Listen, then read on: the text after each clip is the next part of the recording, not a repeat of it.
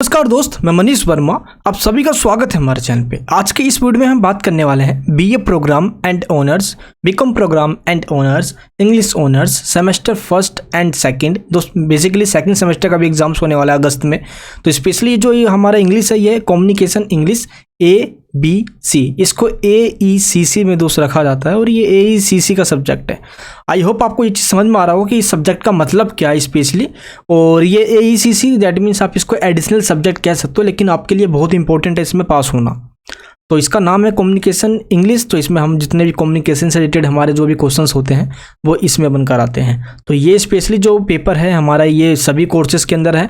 तो जितने भी कोर्सेज के स्टूडेंट हैं उन सभी को आज ये वीडियो देखनी है एंड तक, ताकि मैं आपको इसकी प्रिपरेशन करवा पाऊँ। दोस्त बेस्ट नोट्स मैं आपको पहले ही बता देता हूँ नोट्स के बारे में।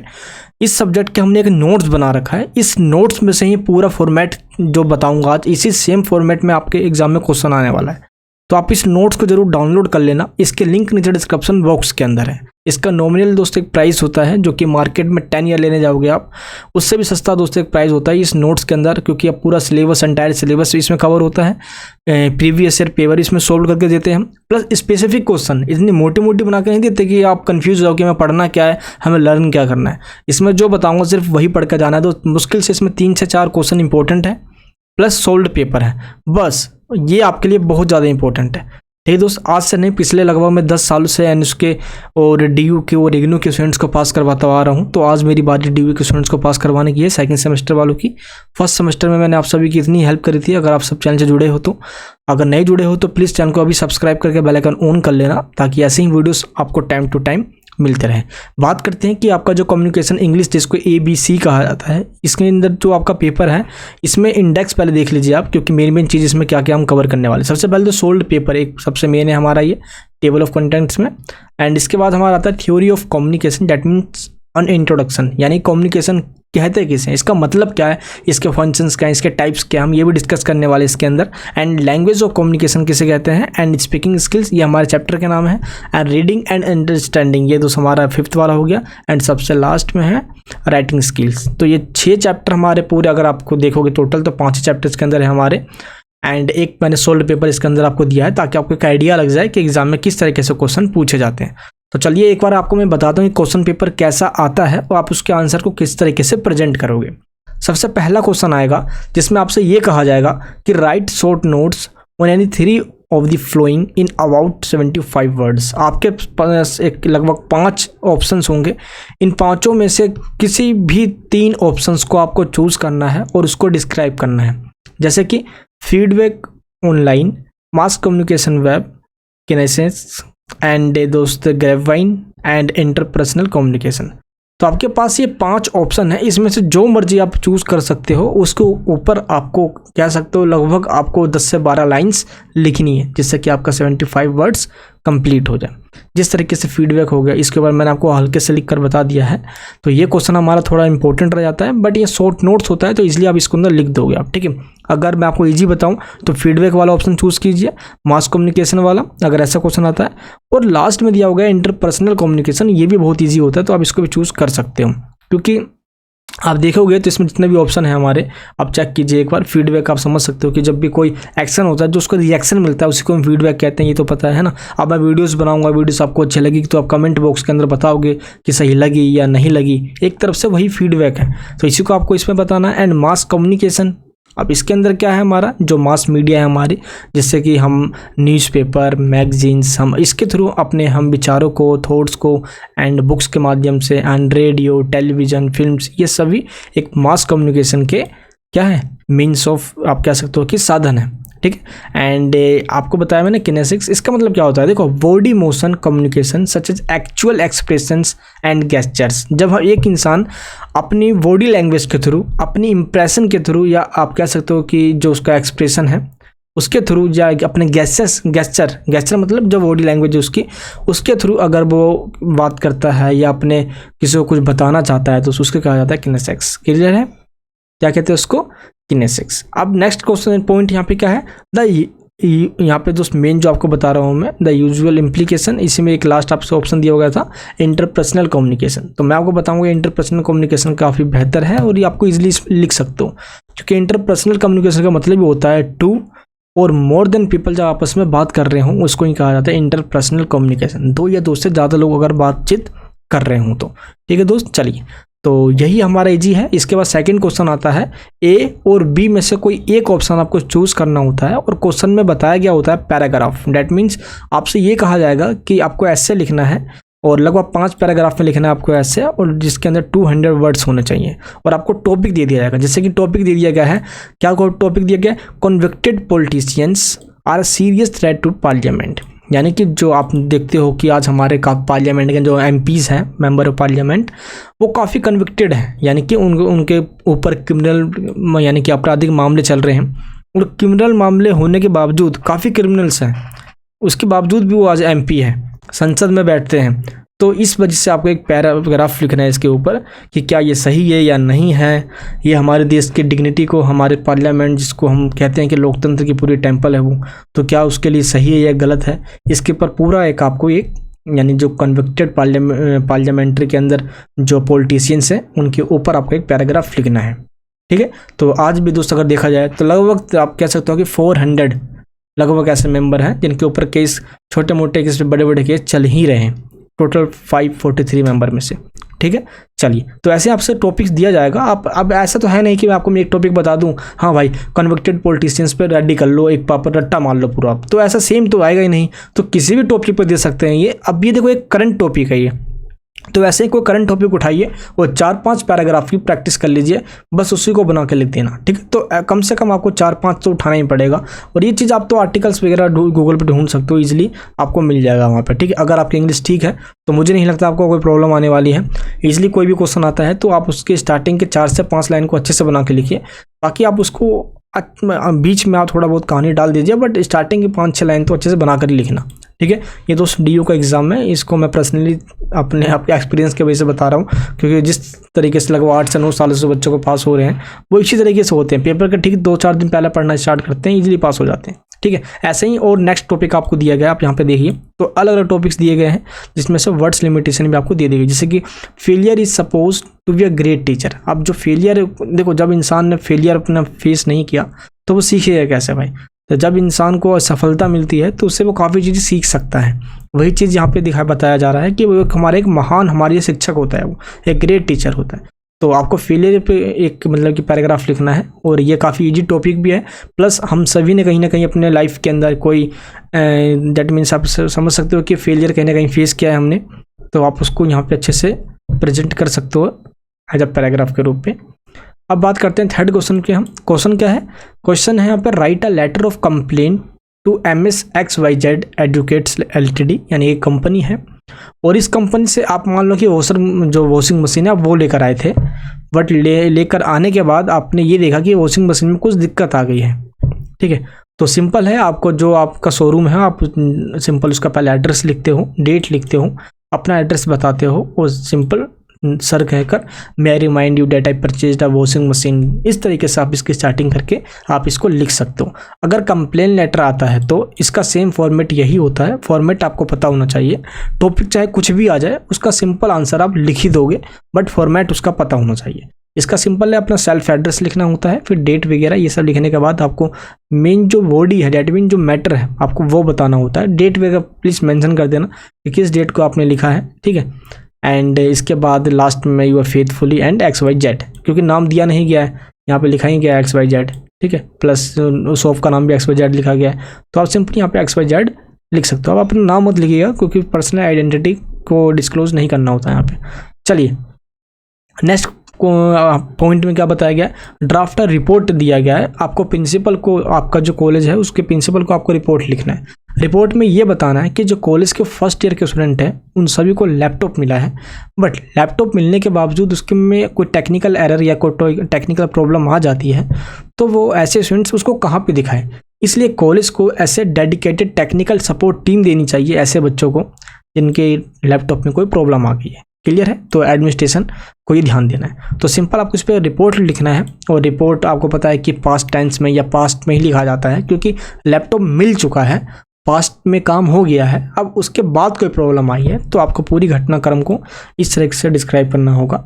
ठीक है, कि कॉलेज में लगभग 70 to 80% लोगों के पास लैपटॉप तो मिला, बट वो काफ़ी मतलब कि डिस्ट्रॉयड आप समझ सकते हो कि उसमें वो टेक्निकल टीम जो है कॉलेज की वो प्रोवाइड नहीं की गई है ना, जिससे कि वो रिपेयर हो सके भाई।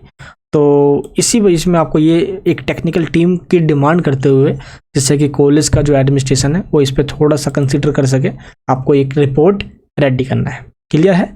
आप सिंपल रिपोर्ट, हेड गर्ल, या सिंपल आप अपना नाम कुछ भी लिख सकते हो। कि क्वेश्चन में देखोगे, पहले क्वेश्चन में नहीं बताया हुआ तो सिंपल आप यहाँ पे जो मर्जी आप लिख दीजिए। आप लिख दीजिए हेड बॉय, गर्ल हो तो हेड गर्ल लिख दीजिए। कॉलेज का कोई सा भी कॉलेज का आप नाम डाल सकते हो, जरूरी नहीं है कि आप भारतीय कॉलेज डालो। अगर आप DUSL के अंदर हो तो आप यहाँ पे DUSL भी डाल सकते हो, डेट्स अप टू यू, इसमें कोई दिक्कत वाली बात नहीं है। ठीक है। एंड फोर्थ जो क्वेश्चन है वो है prepare the minutes of the first meeting of the elected students body of your department. देखो होता क्या है कि जो बच्चे रेगुलर के हैं वो तो इसको अच्छे से समझ जाएंगे कि जो रेगुलर कॉलेज में स्टूडेंट्स होते हैं, कि कॉलेज के अंदर भी इलेक्शंस किए जाते हैं, और इस इलेक्शंस के अंदर क्या होता है, जो बच्चे जीत जाते हैं वो प्रेसिडेंट बनते हैं, वाइस प्रेसिडेंट बनते हैं, सेक्रेटरी बनते हैं, है ना, एंड अलग अलग पोस्टिंग होती है इनकी। तो इसमें क्या होता है कि जो फर्स्ट मीटिंग है उसके लिए स्टूडेंट्स को एक डिपार्टमेंट के मतलब कि एक पूरा लास्ट मिनट जो आप कह सकते हो कि पूरा एक परफॉर्मा रेडी करना है सभी को बुलाने के लिए, बताने के लिए। तो इस तरीके से आप इसको रेडी कर सकते हो। देखो ऐसे क्वेश्चंस आ रहे हैं जब आपने क्लास 11th 12th में भी नहीं किए हुए हैं, बट अगर क्वेश्चन इंग्लिश पे थोड़ी सी पकड़ है आपकी, थोड़ा सा टेंस मॉडल सब जानते हो, तो मुझे नहीं लगता इसमें आपको प्रॉब्लम आने वाली है। क्वेश्चंस को समझो और कोई सी भी कहानी बना के लिख दो आप, क्योंकि इसमें जस्ट यही पूछा गया आपसे और यही बोला गया है कि simple first meeting of the elected students body of your department. तो सिंपल है कि फर्स्ट बॉडी इलेक्टेड मेंबर की है, इसलिए आपको उसके अंदर परफॉर्मा, डेट मीन्स कह सकते हो कि एक पूरा सा स्पीच रेडी करना है। तो इस तरीके का आपको बनाना कर उसमें लिखना है। इस नोट्स को आप लेके इजीली पढ़ लेना। मैं एक बार प्लीज़ आपको जल्दी से पहले एक बार मैं क्वेश्चन को पूरा फॉर्मेट समझा दूँ ताकि बच्चों को दिक्कत ना आए बाद में, ये बहुत प्रॉब्लम आती है उनको वो इस चीज़ में समझने में कि हम कैसे करके आए। फिफ्थ क्वेश्चन है हमारा, rewrite the following sentences as directed. यहाँ पे आपको कुछ सेंटेंसेस दिए गए हैं और इस सेंटेंस को आपको फिर से लिखना है क्योंकि इसमें कुछ एरर्स हैं। जैसे आप देखियो ए ऑप्शन में दिया गया है change the voice of a sentence, किसकी, Darjeeling and Assam grow tea. Darjeeling and Assam grow tea आपको सिंपल ये दिया गया है, बट अगर आप इसका करेक्ट फॉर्म लिखोगे तो आप जरा यहाँ पे चेक कीजिए करेक्ट फॉर्म में क्या आंसर में दिया गया है, T is grown in Darjeeling and Assam. तो इसका ये करेक्ट फॉर्म हो गया। तो सिंपल इसके लिए आप एक जो हमारी टेंस और मोडाल्स पे जो ग्रिप होती है, जो सेंटेंस मेकिंग पे जो ग्रिप है हमारी, बस वो होनी चाहिए।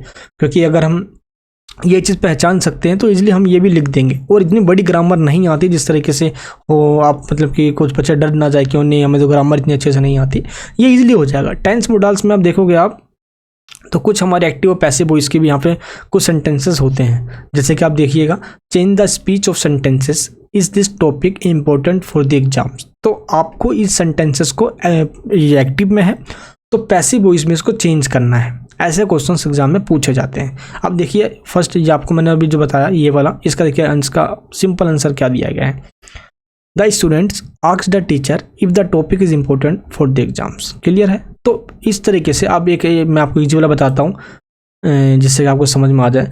The students ask the teacher about the exams, ये वाला जो ऑप्शन आपको मैं बता रहा हूँ यहाँ पे आपको ये समझ में आ गया। और आपको एक चीज़ और बता, देखो she told me that she would be able to accompany me to doctor to the next day. Simple है ये।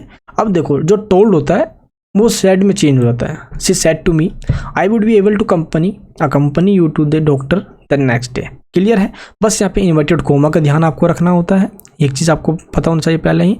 और सिंपली जो वुड है वो चेंज नहीं होता, जैसे कि कैन कुड में चेंज हो जाता है एक्टिव से पैसिव में। अगर आपको ये नहीं आता एक्टिव और पैसिव वॉइस, अगर आपको टेंसेस भी नहीं आते तो मैंने इसकी भी वीडियो बना रखी है, प्लीज़ आप उसको देख लीजिए। मैं टेंस के वीडियोज़ के लिंक और मोडाल्स के वीडियोस के लिंक नीचे डिस्क्रिप्शन बॉक्स में दे दूंगा ताकि आपको ये दोनों चीज़ें आ जाए और इंग्लिश पे आपकी थोड़ी प्रैक्टिस अच्छे से हो जाए। लिंक नीचे डिस्क्रिप्शन बॉक्स में टेंस और मोडाल्स की एक्टिव से पैसिव में कैसे चेंज करें मैंने पूरा फॉर्मूला समझाया हुआ है। जिसको नहीं आता वो देख लीजिए, जिसको आता है आप उसको इग्नोर कर सकते हो। एंड यहाँ पे एक और यहाँ पे दिया गया है सेम इसी तरीके से ही, इसमें भी कुछ एरर्स वगैरह है, उसको ठीक करना है। और देखते हैं क्वेश्चन, देखो the flowing paragraph has 10 errors. देखो जो भी यहाँ पे पैराग्राफ दिए गए इसमें लगभग 10 मिस्टेक्स दिए गए हैं और आपको उन मिस्टेक्स को तो आइडेंटिफाई करना है, देन उसको करेक्ट फॉर्म में रीराइट, दैट मीन्स लिखना है। तो इस पूरे पैराग्राफ को आप अगर पढ़ोगे तो इसके अंदर आपको राइट, कन्फेस, यहाँ पे देखिए मैं आपको दिखा देता हूँ, ये देखिए कन्फेशन लिखा हुआ है यहाँ पे, बट यहाँ पे क्या आएगा, कन्फेस आएगा। तो इस तरीके से कुछ यहाँ पे कुछ मिस्टेक दिए गए हैं। एक मिस्टेक देखिए, मैं आपको और दिखा देता हूँ। यहाँ पे मिस्टेक इसमें काफ़ी सी, ये देखो इन एडुकेट लिखा हुआ है, बट यहाँ पे सिंपल है एडुकेट आएगा। क्लियर है। तो जो जो मिस्टेक्स इसके अंदर दिए गए हैं वो मिस्टेक यहाँ पे मिल जाएंगे। कहीं कहीं पे फुल स्टॉप नहीं लगाया हुआ, इन्वर्टेड कॉमा नहीं लगाया हुआ, तो इन सब चीज़ों का भी आपको ध्यान रखना है। अब इसके ये तो अभी जो आपको मैंने दिखाया ये हमारे सोल्व्ड पेपर हो गए। जिस तरीके से पहले पेपर आए हुए हैं मैंने जस्ट आपको सोल्व करके दे दिया है। अब क्या किया है मैंने, आपके चैप्टर से कुछ इंपॉर्टेंट क्वेश्चंस निकाले हैं और उनके आंसर्स के साथ आपको दे दिया है, जिससे कि आप इनको प्रिपेयर कर लो। इंपॉर्टेंट क्वेश्चंस जो कि आंसर के साथ है। Give the definitions of the communication and different functions of communication. अब जरा यहाँ पे चेक कीजिए, अगर हम डेफिनेशंस की बात करें तो communication is the transfer of the information from one person to another person. Clear है, बहुत ईजी लैंग्वेज में है ये। तो सिंपल, आप सिर्फ एक तो हमारी डेफिनेशन हो गई है। अब इसके बाद आपसे अलग अलग डेफिनेशन पूछे गए तो ये बताइए, लेकिन क्वेश्चन आप देखोगे तो इसमें सिर्फ आपसे पूछा गया है इसके डेफिनेशन के साथ साथ इसके डिफरेंट फंक्शंस क्या हैं। तो आपके इसको मतलब जो इसके मेन जो फंक्शंस हैं, यानी कि क्या काम करता है ये, जैसे कि कंट्रोल, मोटिवेशन, इमोशनल एक्सप्रेशन देता है ये हमें, हम कोई कम्युनिकेशन कर रहे हैं किसी से एंड इन्फॉर्मेशन देने के लिए बात करते हैं। तो मेनली हम देखें तो ये 4th पॉइंट है, जिसके वजह से हम एक कम्युनिकेशन का फंक्शन है ना। हम अपने ऊपर कंट्रोल करते हैं, हम सामने वाले भी कंट्रोल करते हैं, एक दूसरे को मोटिवेशन के काम करते हैं अपने एक्सप्रेशन से, emotional expression and information transfer करते हैं। तो ये चीज़ हमारे इसके फंक्शनल पॉइंट में हो गए। एंड टाइप्स भी एग्जाम्स में आ जाते हैं। तो briefly describe the types of communication. Easily है सबसे, आपको सिर्फ पॉइंट्स को याद करना है। जैसे कि वर्बल कम्युनिकेशन है। वर्बल कम्युनिकेशन का मतलब क्या होता है, ईजिली है बिल्कुल ही, जब हम कोई भी स्पोकन वर्ड्स, दैट मीन हम कोई बोलकर हम आपस में बातचीत करते हैं। वर्बल कम्युनिकेशन का मतलब सिंपल है यहाँ पे, जब हम फेस टू फेस आपस में बातचीत कर रहे हो, चाहे वो वीडियो कॉलिंग के थ्रू क्यों ना करें या हम फोन्स पे क्यों ना करें, बट हम फेस टू फेस बात कर रहे हो, दैट मीन्स हम अपनी वॉइस और उसकी वॉइस को आपस में सुन रहे हो। क्लियर है। चलिए नेक्स्ट है नॉन वर्बल कम्युनिकेशन। अब नॉन वर्बल जो कम्युनिकेशन है इसमें कौन से ऑप्शन आते हैं, इसके अंदर आते हैं हम बिना बोले एक दूसरे की बातों को समझ रहे हों, that means use of gestures, यानी कि हम बॉडी लैंग्वेज का इसमें यूज़ कर रहे हैं, अपने टोन, वॉइस के टोन है ना, जैसे बंदे का टोन चेंज हो जाता है, कभी गुस्से का है ना, बहुत इमोशनल का, हमेशा चेंज होता है ना। अगर वो इमोशनल है तो उसकी वॉइस कुछ और तरीके से होगी, बॉडी लैंग्वेज, फेशियल एक्सप्रेशन उसके किस तरीके से हैं, हम अपने थॉट्स को फीलिंग में भी शेयर कर सकते हैं। तो कभी कभार बिना बोले भी हम लोगों की वॉइस को सुन लेते हैं, ऐसा होता है बिल्कुल भी। अगर हम कोई बिल्कुल ही सैड बैठा हुआ है, बिल्कुल ही अपने हाथों को अपने हेड पे रख के बैठा हुआ है, तो हम उसके इमोशंस को समझ जाते हैं, हम उसके मूड को समझ जाते हैं। अगर वो नाराज़ है तो इजीली ये होता है हमारा नॉन वर्बल कम्युनिकेशन। एंड इसके बाद आता है रिटन कम्युनिकेशन। ये तो नाम से पता चल रहा है आपको, वैसे बिजनेस या हम जिस अनेक चीज़ों के लिए यूज़ करते हैं, चाहे वो राइटिंग में, प्रिंटिंग में एंड चैनल्स के थ्रू, जैसे कि texting, letter, text message and emails, social media पे, बुक्स पे, बिजनेस पे, अलग अलग पर्पस के लिए जो हम लिख कर आपस में हम कम्युनिकेशन कर रहे होते हैं रिटन माध्यम से, रिटन, ठीक है, उसको कहा जाता है written communication. And next visual communication. ये सबसे इफेक्टिव है, जिसका सबसे ज़्यादा यूज़ किया जाता है। क्यों? क्योंकि इसके अंदर हम ग्राफ्स के थ्रू एंड चार्ट्स के through, photographs, animation, maps, logos, इन सब चीज़ों का यूज़ करके हम आपस में कम्युनिकेशन करते हैं। जैसे कि हम स्लाइड्स के थ्रू, फ्लो चार्ट्स के थ्रू, आज अगर मेरी वीडियोस देखोगे आप तो जिसके अंदर मैं आपको स्लाइड्स के थ्रू पढ़ाता हूँ, मैं आपको एनिमेशन के थ्रू ज़्यादा पढ़ाना पसंद करता हूँ। तो ये आज विजुअल कम्युनिकेशन का ही एक डेट मीन्स साधन है। नेक्स्ट क्वेश्चन क्या है हमारे पास? नेक्स्ट क्वेश्चन है describe the differences in verbal and non verbal communication.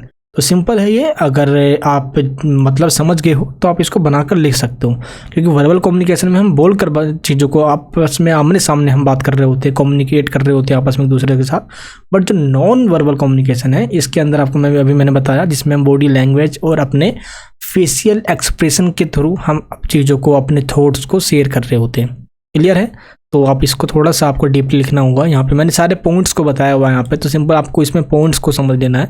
Notes को प्लीज़ आप ले लीजिएगा, लिंक नीचे डिस्क्रिप्शन बॉक्स में। इंग्लिश में अगर अटक गए तो मुझे नहीं लगता कि आप बैक के एग्जाम में भी पास हो पाओगे। तो फर्स्ट टाइम में पास हो जाना बहुत बड़ी बात होती है इंग्लिश के अंदर। कई बार क्या करते हैं ना, बच्चों को फेल कर देते हैं ये DU वाले यार, तो मैं नहीं चाहता आपके साथ भी ऐसा हो। देखिए नेक्स्ट क्वेश्चन क्या है, right a short note on monologue. अब मोनोलॉग पे क्वेश्चन आ जाता है। मोनोलॉग का मतलब क्या होता है पहले तो आप ये समझिए, ठीक है। चलिए देखते हैं। देखिए ये ग्रीक वर्ड है मोनोस, उससे बना है ये, ठीक है। मोनोस और किससे? लोगोस। तो ये दो अलग अलग वर्ड है। तो ग्रीक का वर्ड है मोनोज, इसका मतलब होता है अलोन, दैट मीन्स अकेला, है ना, अकेला, बिल्कुल सिंगल, जैसे कि हम सब हैं, कुछ लोग कमिटेड है भाई, है ना। तो मोनोज, अलोन। एंड जो वर्ड लोगोस, इसका मतलब क्या होता है? इसका मतलब होता है स्पीच। तो आपको समझ में आ गया इसका मतलब क्या हुआ? A monologue is a speech given by one person to express his thoughts aloud. That means जब एक ही बंदे के द्वारा अपने बातों को रखा जाता है, वो सिंगल है, यानी कि उसके पास कोई है नहीं। जैसे कि क्या होता है कि मन में हम खुद ही कभी कभार बात करते हैं, हम अपने बातों को खुद रखना चाहते हैं, हम जैसे कि एक गुड लिसनर भी हो सकते हैं, हम किसी की बातों को खुद सुन रहे हैं, डैट मीन्स कि हम बिल्कुल ही अकेले हैं इस टाइम, इसलिए मोनोलॉग वर्ड यूज़ किया जाता है उस चीज़ों के लिए। क्लियर है यहाँ पे? चलिए, एंड नेक्स्ट क्वेश्चन, यहाँ पे इसके फीचर्स दिए गए हैं जिसको हम कैरेक्टरिस्टिक्स कहते हैं, जिसकी वो काफ़ी ब्रीफ होता है ये। इसके लिए एक थीम बनाया जाता है, इसके कुछ ऑब्जेक्टिव होते हैं, एंड इस तरीके से ये लीगल स्ट्रक्चर भी होता है इसका, और इमेजिन्ड सिचुएशन के अंदर ये बनाया जाता है। टाइप्स कितने? ये ड्रामेटिक के अंदर भी इसका यूज किया जाता है, ठीक है। सिंपल है, ड्रामेटिक।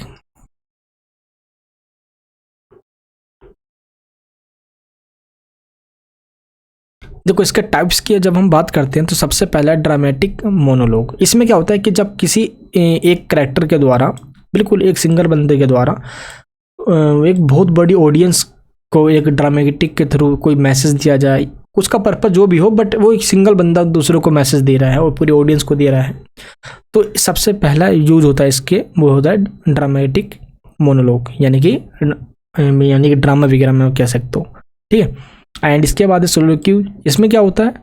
ये एक स्पीकिंग फैक्ट्स है जिसके अंदर एक सिंगल बंदा अपने थॉट्स को बिना किसी यानी कि हेल्प के वो चीज़ों को प्रेजेंट कर पाता है। And internal monologue, the internal monologue also called self talk, inner speech. Internal monologue का मतलब क्या हुआ? जब हम अपने आप में ही खुद से बात करते हैं, कहते हैं बंदा बनी क्या क्या बड़बड़ा रहा है, वो सिंपल वो अपने मन में खुद बात कर रहा होता है, इसको कहा जाता है इंटरनल मोनोलॉग। क्लियर है यहाँ पे? एंड नेक्स्ट क्वेश्चन है, write about the points which we should keep in mind while facing the interview. Interview देते टाइम हमें किन बातों का ध्यान रखना चाहिए? सबसे पहले हमारा ड्रेसिंग स्टेप होता है भाई, है ना, हमारी ड्रेसिंग किस तरीके की है। अगर ड्रेसिंग सही नहीं है तो भाई दिक्कत हो जाएगी वहाँ पे, ठीक है। एंड सेकंड क्वेश्चन, सबसे यहाँ पे जो पॉइंट है वो थोड़ा सा ज़्यादा इंपॉर्टेंट है यार, कि review the questions the interviewer will ask you. सबसे पहले हमें ये खुद पता चल जाए या हम इस चीज़ को इमेजिन कर पाए कि क्वेश्चन किस तरीके से पूछे जा सकते हैं, जैसे कि हमारी हॉबी क्या है, या हमारा पूरा पर्पस क्या है, हम किस चीज़ में ज़्यादा मतलब कि थोड़ा इंटरेस्ट रखते हैं, हमारी स्किल्स क्या है, हम किस चीज़ में ज़्यादा अपने पोटेंशियल्स को यहाँ पे कह सकते हो कि आप पे कंट्रीब्यूट कर सकते हैं। तो अगर यही कुछ चीज़ें होते हैं जो इंटरव्यू के दौरान हमें कुछ दिक्कत दे सकती है, तो पहले अगर उन चीज़ों को हम समझ लें तो हमें प्रॉब्लम नहीं आएगी इतनी। एंड थर्ड यहाँ पे पॉइंट है, वो क्या है? Do enough research on the company. जिस कंपनी में हम इंटरव्यू देने जा रहे हैं तो उस इंटरव्यूअर कंपनी के बारे में हमें कुछ पता होना चाहिए। तो ये है पॉइंट। एंड नेक्स्ट पॉइंट क्या है? Fourth point, be respectful of the interviewers. हमें रिस्पेक्ट दे के ही बात करनी चाहिए, जिस तरीके से हमारा जो ट्यून होता है वो बिल्कुल उसको कंपनी में चेंज हो जाए, ठीक है। एंड जैसे कि हम रिज्यूम में अपने लिखे, तो रिज्यूम में भी हमें कुछ अपने बारे में उस तरीके से लिखे ताकि पढ़ने वाला पढ़कर ही समझ जाए कि हम कहना क्या चाहते हैं उसको, और हमारे बारे में वो तो इजीली समझ ही जाए एटलीस्ट, ठीक है। And good non verbal behaviour भी हमारा जो होता है उसको भी हम मेंशन करें इसके अंदर। प्लस इंटरव्यू के टाइम ये बहुत ज़्यादा है जो हमें ध्यान रखना चाहिए। जैसे कि मान लो कि आपस में बातचीत हो रही है इंटरव्यू के दौरान, तो हमारा जो आई कॉन्टैक्ट होता है ना, इंटरव्यू के बिल्कुल जो इंटरव्यूअर होता है पूरा मैच करना चाहिए भाई, कि नहीं हम बातचीत सामने हो रही है, हम देव बगल में रहें, वो समझ जाएगा इसको भाई कोई इंटरेस्ट नहीं है इस काम के अंदर। आपकी बॉडी पोस्चर जो कि बहुत मायने रखती है, इस चीज़ को भी ध्यान रखना। कभी बार क्या होता है कि हम आई कॉन्टैक्ट हम बिल्कुल मैच नहीं कर पाते, उसके आईज में देख के बात नहीं कर पाते और हम राइट और लेफ्ट को देखने लग जाते हैं, तो ये इससे थोड़ा समझ जाता है ये बंदा बड़ा हल्के में ले रहा है हमारी जॉब को, चलो भाई ये हमारे काम का नहीं है, वहीं पे रिजेक्ट हो जाते हैं, ठीक है। We on time to the interview. सबसे पहली बात तो 10-20 मिनट आप इंटरव्यू के लिए पहले पहुंचे। Know all the credentials of the company and the job you are applying for. आपको पूरी जानकारी पहले तो होनी चाहिए जिस जॉब के लिए आपने अप्लाई किया या जिस जॉब के लिए आप इंटरव्यू आप देने जा रहे हो, ठीक है। Bring extra resumes. आप अपने साथ कुछ एक्स्ट्रा रिज्यूम्स भी लेकर जाए, आपकी जो CV है वो उसको जरूर लेकर जाए। Speak with energy and provide true details. उसमें झूठ बोलने की जरूरत नहीं है, ज़्यादा एडवांस या ज़्यादा भी मतलब अपने आप को प्रेज़ करने से, अपनी तारीफ़ करने से हम पकड़े भी जाते हैं, क्योंकि उतनी नॉलेज हमारे पास होनी भी चाहिए। Writing thank you letters immediately after the interview, clear है, हमें थैंक यू भी बोलना चाहिए ताकि उसको लगे कि हाँ बच्चा भाई बंदा बड़ा काफ़ी सिंसियर है ना। इससे मतलब कि हमारी जो रिस्पेक्ट है कंपनी की प्रति वो हमें पता चलती है, तो ये ज़रूरी चीज़ है। ठीक है, नेक्स्ट क्वेश्चन क्या है कि explain different strategies of reading. Reading करते टाइम ऐसे कौन कौन सी स्ट्रेटजी को हमें अपनाना चाहिए। देखो, जब मैं अपने एग्ज़ाम टाइम पे रहा करता था, यानी कि जब मैं पढ़ा करता था, तो मैं 3 स्ट्रेटजी अपनाया करता था। RWD, मैं चीज़ों को पहले रीड करता था, फिर मैं उसको राइट यानी लिख कर देखता था, फिर मैं आपस में या अपने मन में खुद से, यानी कहते नहीं उसको सिंगल जो मोनोलॉग अभी पढ़ रहे थे हम, इंटरनल मोनोलॉग, डेट मीन्स मैं अपने आप में बड़बड़ा के उसको अपने से खुद सेल्फ डिस्कशन किया करता था, डेट मीन्स डिस्कशन करता था। तो रीडिंग, राइटिंग और डिस्कशन, ये 3 चीज़ जो मेरे मेथड है ना, मेरे बचपन का मतलब कह सकते हो कि 8-9 क्लास से मैं बिल्कुल मेथड उसको अपनाता आया हूँ। बट यहाँ पूछा गया कि डिफरेंट स्ट्रेटजीज और क्या क्या होना चाहिए रीडिंग के लिए। सबसे पहले आपको प्रोजेक्ट वर्क पता होना चाहिए, क्या रीड करना है। रिपीट एंड स्पीक, जो भी चीज़ आप पढ़ रहे हो या लिख रहे हो, समझ रहे हो, उसको तो सबसे पहले आप रिपीट कीजिए 1 से 2 बार, ताकि वो रिवाइज हो जाए आपको। एंड बोल कर पढ़िए, आपको अपने कान को सुनाना है, जिससे कि वो आपका जो कान सुन लेगा वो उस चीज़ों को जल्दी से आप उसको लर्न या डेट मीन रिमाइंड भी कर सकते हो कुछ समय के लिए। अलाउ थिंक टाइम, आप सोचने का टाइम दीजिए शॉर्ट वर्ड्स में। And follow alone and teach phoenix, clear है। तो इस तरीके से आपको ये सारे जो पॉइंट्स मैंने बताए हैं इनको आपको ध्यान रखना है। एंड इसके बाद जो नेक्स्ट क्वेश्चन आता है वो क्या है, explain the process of translation from Indian languages to English and vice versa. देखो, हिंदी से इंग्लिश में या इंग्लिश से हिंदी में ट्रांसलेशन के लिए आपसे पैराग्राफ दिए जाएंगे और वो पूछा जाएगा। तो सिंपल है यहाँ पे, जैसे कि मान लो मैं एग्जांपल देता हूँ आपको, जैसे कि आप कैसे हैं, तो हाउ आर यू, तो सिंपल आपने ये लिख दिया। अब यही चीज़ आपसे अलग अलग पैराग्राफ में पूछा जा सकता है, जैसे कि वह अच्छा लड़का है, तो he is a good boy. मैं आपको इजीली मैं बता रहा हूँ जिससे, है ना, वो तो बड़े बड़े पैराग्राफ में आ सकते हैं ये, और कुछ लाइन्स भी ईजिली भी आ सकते हैं ये। अगर हम ट्रांसलेट कर पाएंगे तो ये हमारे लिए बहुत ईजी होगा ये, क्योंकि हिंदी से इंग्लिश तो कर देंगे, और इंग्लिश आप समझ गए तो इंग्लिश को आप हिंदी भी कर दोगे। बट आपको ये ध्यान रखना होगा, एक चीज़ों को आप 2 से 3 बार पढ़िए, ठीक है, 2 से 3 बार पढ़िए, ताकि इजीली से आपको वो जल्दी से आपको वो समझ में आ जाए। क्लियर है यहाँ पे, ये हो गया हमारा पॉइंट। एंड नेक्स्ट क्वेश्चन क्या है, how to write a perfect paragraph. Paragraph हम किस तरीके से लिख सकते हैं एक अच्छा पैराग्राफ। सबसे पहले फाइंड अ टॉपिक सेंटेंस, किस टॉपिक पे लिखना है, तो उस टॉपिक से रिलेटेड हमारे पास सेंटेंस होना चाहिए। जैसे कि हम कोई न्यूज़ लिख रहे हैं, उसके लिए कई अलग अलग सेंटेंसेस होते हैं, बिजनेस पर्पज़ के अलग सेंटेंसेस होते हैं, है ना, पर्सनल, फैमिली, ऑफिशियल, दोस्त, है ना, नॉन ऑफिशियल, अलग अलग वर्ड्स होते हैं। तो उसकी जानकारी हमें होनी चाहिए, उसके आइडियाज़ हमें होने चाहिए, सपोर्टिंग डिटेल्स पता होना चाहिए, एंड क्लोजिंग सेंटेंस पता होना चाहिए, आप एक अच्छा पैराग्राफ लिख पाओगे।